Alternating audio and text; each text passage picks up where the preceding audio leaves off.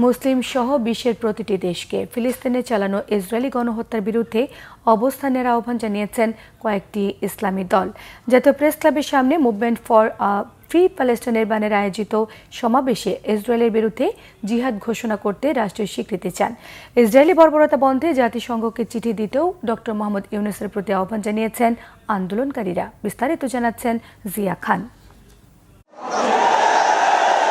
শনিবার ভোর থেকে জাতীয় প্রেস ক্লাবের সামনে সমাবেশে অংশ নিতে দেশের বিভিন্ন প্রান্ত থেকে জড়ো হন হাজারো মানুষ। ছোট বড় মিছিল নিয়ে ইসরায়েলি আগ্রাসনের বিরুদ্ধে অবস্থান নেয় তারা। ইসরায়েলের এই বর্বরতার বিরুদ্ধে আমাদের সোচ্চার ভূমিকা জারি রাখার দৃঢ় অঙ্গীকার ব্যক্ত করছি। মুসলিম ফিলিস্তিনি মুসলিম ভাইদের পক্ষে জালেমের বিরুদ্ধে সোচ্চার হতে আওয়াজ দেওয়ার জন্য আমরা এখানে আসছি। আমি সাভার আশুলিয়া থেকে আসছি আমার ছেলেকে নিয়ে।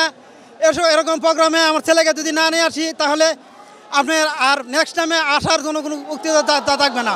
ফিলিস্তিনের ওপর ইসরায়েলি গণহত্যা বন্ধে কঠোর হুঁশিয়ারি মানুষের মুখে। আমরা সারা পৃথিবীর মানুষদের জানান দিতে চাই যে আমরা মুসলমান সবাই এক প্ল্যাটফর্মে এসেছি। আমরা সব সময় মুসলমানদের পক্ষে এবং অন্যের বিরুদ্ধে ন্যায়ের পক্ষে। ফিলিস্তিনের পক্ষে নিজেদের অবস্থানের কথা জানান বিক্ষোভকারীরা।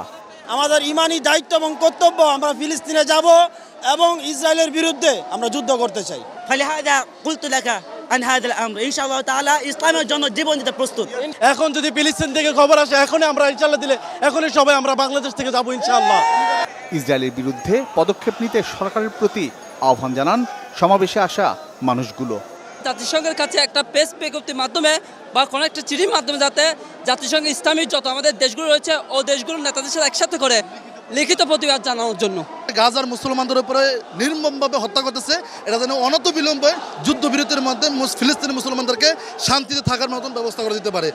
গণজমায়েতের কারণে প্রেস ক্লাব, পল্টন, মতিঝিল, কাকরাইল সহ আশপাশের রাস্তায় বন্ধ ছিল যান চলাচল। ভোগান্তিতে পড়তে হয় নগরবাসীকে। জিয়া খান, বাংলা ভিশন, ঢাকা।